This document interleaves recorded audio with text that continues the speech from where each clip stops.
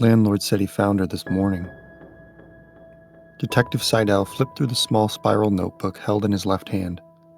His right hand wiped across the flat line of his mouth, making a scratching noise as his palm ran across his 5 o'clock shadow. Miss Emily Parker.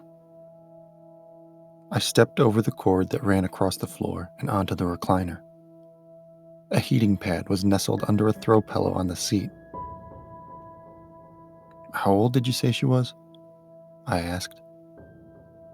22, Detective Seidel said, shaking his head in sadness. She hadn't paid her rent in a couple months. Landlord decides he's had it, calls the cops to let him in. He's thinking he's going to tell her to pay up or beat it. And what do you know? She's dead as a doornail. I continued my way down the narrow hall, looking at the pictures on the walls. They were all in black and white, and it took me a second to realize that they weren't photographs. They were hand-drawn. She was a talented artist, I said as I reached the door to the bathroom. Huh? Oh yeah, what do you know? She's got some neat little drawings. Detective Seidel wiped his mouth again as he glanced at a drawing of a seashell.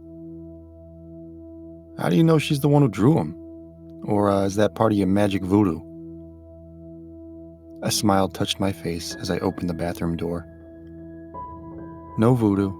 She wrote her name at the bottom, I said as I looked around the small room. The girl's naked body was lying in the tub of the shower, slumped against the wall. There was no blood, no obvious signs of injury, and no signs of a struggle. Except that her eyes were missing. Well, you wouldn't be here if she just slipped and hit her head. A small voice in the back of my mind chimed in. That's true, I whispered to myself as I squatted next to the tub. It was my job to help solve the more unusual cases. Cases where a girl shows up dead in her bathtub, with no signs of forced entry, no signs of a struggle, and her eyeballs missing from their sockets. You say something? The detective in the doorway asked. Was the water running when she was discovered? I asked, pulling a pair of disposable gloves out of my back pocket. No, but the body was wet when she was found, which means someone else shut it off. I finished for him. Right. I picked up her hand and gently turned it over on my own. Was she married? Any boyfriend, kids, family in the area?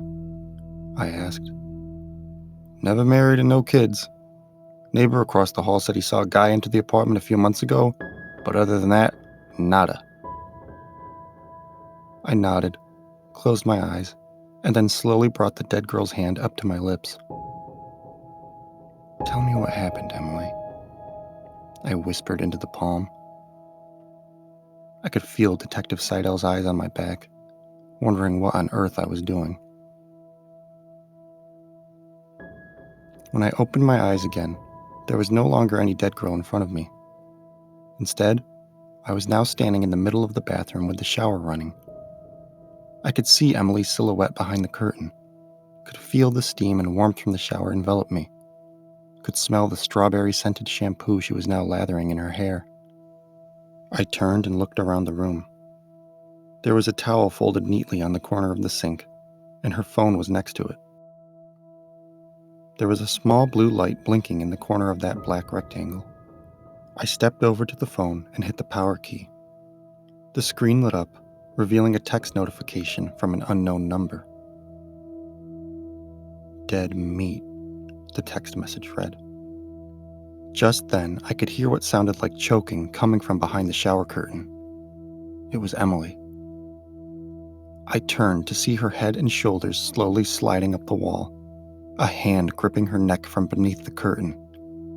Her eyes locked onto mine, and I saw every bit of terror in them as she had the life choked out of her.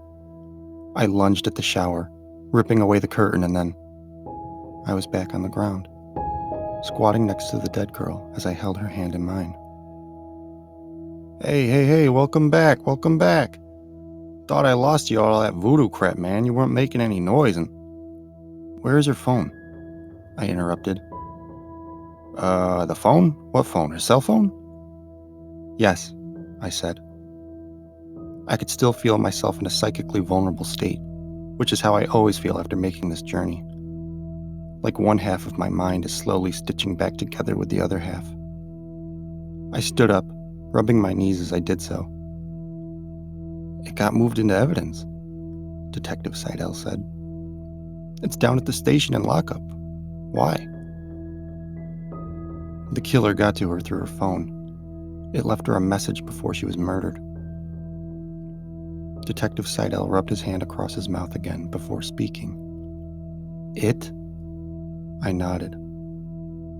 The murderer isn't a person. I could feel it when I was communicating with her, and it isn't human. It never was.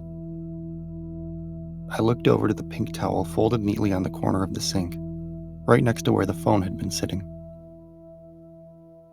Christ almighty, Detective Seidel said, putting his hands on the top of his head and walking out of the bathroom. I followed him out into the living room, where he continued to pace back and forth. Listen, Jim, I know you don't believe in this sort of thing, but I'm asking that you believe in me. I do believe in you, Luke.